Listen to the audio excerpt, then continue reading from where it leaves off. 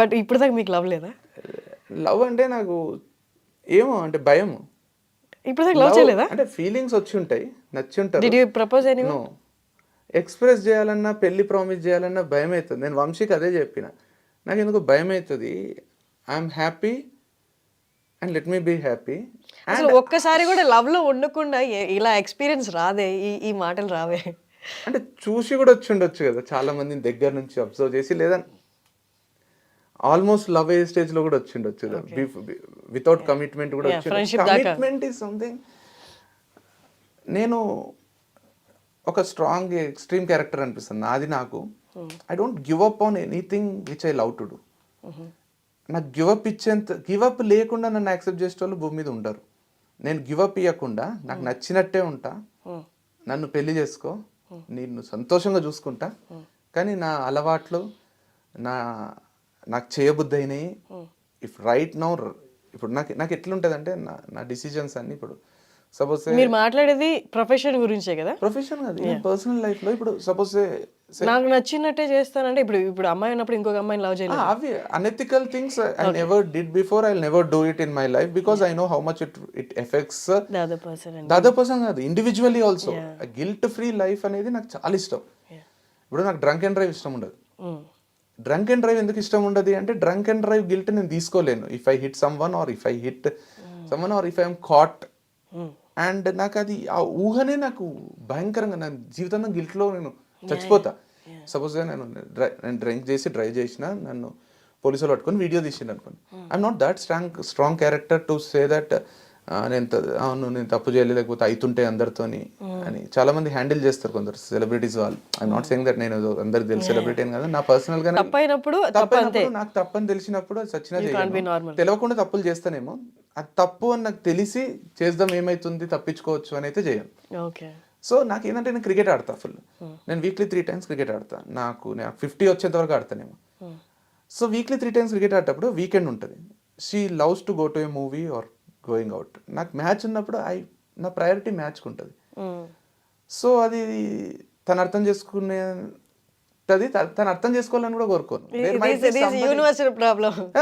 Somebody else who don't like cricket, who also loves to go to a movie, she can marry him కదా.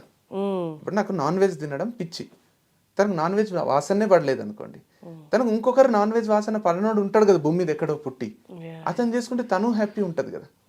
So నేను త్యాగం చేసి, తను త్యాగాలు చేసి, ఇప్పుడు నాకు జాయింట్ ఫ్యామిలీ ఇష్టం. నాకు మా అమ్మ, నాన్న, మా తమ్ముడు, నాకు అందరు ఉండడం ఇష్టం. తనకు నేను ఒక్కడనే ఇష్టం అనుకోండి, తనొక్కటే ఇష్టమైనోడు కూడా ఎక్కడ ఉండింటాడు కదా. జాయింట్ ఫ్యామిలీ ఇష్టమైన వ్యక్తి కూడా ఎక్కడ ఉండింటది కదా. వాళ్ళిద్దరు కలవాలి, కానీ వీళ్ళిద్దరు కలిసి నా కోసం నువ్వు పేరెంట్స్ వదిలేని తను అడగడం, నా కోసం మా పేరెంట్స్తో కలిసే ఉండని నేను అడగడం, తనకు ఇష్టం లేకుండా తను ఉండడం, నా కోసం కాంప్రమైజ్ అయ్యి, ఒక్కసారి ఒక వ్యక్తి కాంప్రమైజ్ అయితే మన నుంచి ఒక కాంప్రమైజ్ ఎక్స్పెక్ట్ చేస్తారు. నేను నీ కోసం, నాకు నచ్చకున్నా మీ పేరెంట్స్తో ఉంటున్నా, నువ్వు నా కోసం ఏం చేసినావు? ఆ క్వశ్చన్ వచ్చినప్పుడు నాకు ఎందుకు ఈ బతికింది అనిపిస్తుంది. లేదు వాళ్ళు చేయలేదు అనుకోండి, అయిపోయింది, అక్కడనే మ్యాటర్ ఏంటి కదా. నేను కూడా ఇప్పుడు నేను ఏదైనా చేసిన అనుకో, నాకు ఫర్ ఎగ్జాంపుల్ చెప్తున్నా, మేము టూర్ పోయినాం ఫ్రెండ్స్, గర్ల్స్ బాయ్స్ అందరం కలిసి 2 years అయింది. దాంట్లో ఒక వ్యక్తికి నాన్ వెజ్ ఇష్టం ఉండదు. లవర్స్ కాదు, ఫ్రెండ్సే, అయినా కూడా తనకు ఎవరు తిన్నా ఇష్టం ఉండదు. తను జెన్యూన్, తనకు వాసన పడదు, వామిటింగ్ వస్తుంది. సో తను ఎక్కడో కూర్చొని తినాల్సి వచ్చింది, మేము ఎక్కడో కూర్చొని. తర్వాత నేనేం చేసిన అంటే, పోనీలే అని, అరే 5-6 రోజులు కదరా, లైఫ్ అంత ఉంది, 360 రోజులు ఉంది, ఈ 1 week వదిలేద్దాంలే, ఎందుకు ఒకరిని అంతే లోన్లీ ఫీల్ అవుతాం, వదిలేద్దాం, మనం వేరే టైప్ ఎంజాయ్ చేద్దాం. 2 days అయింది. 3rd day అందరికీ మనం ట్రావెల్ చేసేదే different types of food explore చేయాలి. నా మీద పగ పెంచుకున్నారు, కానీ నాకు నేను కొంచెం లీడర్షిప్ క్వాలిటీస్ ఉంటాయేమో కానీ నాకు కొంచెం ఎదురు చెప్పారు. మనసులోనే బాధ పెట్టుకున్నారు 3. నాకు కూడా ఎంజాయ్ అవుతలేదు. మొత్తం అంతా తిరిగి డ్రైవింగ్ చేసి నైట్ అయితేనే మంచిగా ఒక సెటప్ అరేంజ్ చేసుకొని, మంచి మందు లేకపోతే అది మందు అంటే తాగి బొరలేదు కాదు కానీ కూల్గా మంచి సెటప్ చేసి అని ఉంది అందరికీ, నాకు కూడా ఉంది. తన కోసం మిగతా 4 సాక్రిఫైస్ చేసినాం. వచ్చినాక 1 వీక్ 2 వీక్స్ నార్మలే ఉంది. తర్వాత ఇప్పుడు వేరే విషయంలో గొడవ అయితే ఈ టాపిక్ వచ్చింది.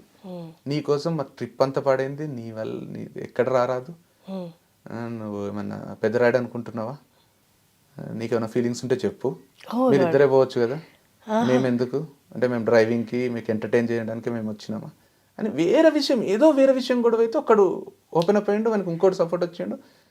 వాళ్ళు ముగ్గురు కలిసి అనిపించింది, నాకు కూడా అనిపించింది వేరే ట్రిప్స్ అయినంత ఎంజాయ్ ఈ ట్రిప్ కాలే నాకు. అంటే ఒక్క ట్రిప్లోనే ఒక 5 మంది పోయినప్పుడే ఒక్కరు జెల్లు కాకపోతే గిలగిలలో కొట్టుకున్నారు అందరూ. అంటే ఒక ఫ్యామిలీలో లేకపోతే ఒక హస్బెండ్ కపుల్లో కూడా ఒక సాక్రిఫైస్ చేస్తేనే, ఒకటి నాకు నచ్చంది చేస్తే ఆ ఫస్ట్రేటెడ్ వైబ్స్ ఉంటాయి మన చుట్టూ. నాకు నచ్చినట్టు బతుకుతలేను అని తెలియకుండా వాళ్ళ మీద కోపం చూపిస్తుంటాం. అది మా ఫ్రెండ్స్తో కూడా చూసిన, ఒకడు ఫ్యామిలీకి దూరంగా వచ్చి భార్యతో ఉంటున్నాడు, చాలా మంచిగా ఉంటున్నాడు, అంత ఉంటుంటాడు, కానీ ఫ్యామిలీ దూరం చేసిన మా అమ్మని చూస్తలేను, మా అమ్మతో లేను అని ఫస్ట్రేషన్లా ఆ పిల్లతో ఊరికే కొట్లాడుతున్నాడు వేరే విషయాలకు. ఇది ఎత్తుతలేడు కానీ వేరే విషయం, అంటే మనకి ఇది బ్యాగేజ్ చాలా డేంజర్. అందుకే పెళ్ళి అంటే భయం అవుతుంది నాకు. అన్నీ సెట్ అయ్యి అది అయితే చేసుకోబోద్దు అయితే, లేదా నేనే మనిషిగా మారితే కూడా చేసుకుంటా. మనిషి అన్నట్టు మారాలి కదా. నాకు ఫ్యూచర్లో నేను తగ్గిపోయి ఒకరి కోసం ఏమన్నా చేయొచ్చు అనే జోన్ వచ్చి ఒక నిస్వార్థమైన మనిషిగా నేను మారిపోయినప్పుడు అప్పుడు పెళ్ళికి ఓపెన్ అవుతా. అప్పుడు ఎవరన్నా నన్ను చేసుకోబుద్ది అయితే అప్పుడు చేసుకుంటానేమని. ఇప్పుడైతే మంచిగా ఉంది లైఫ్, హ్యాపీగా ఎవరికి ఆన్సర్ చేసేది, రిపోర్ట్ చేసేది,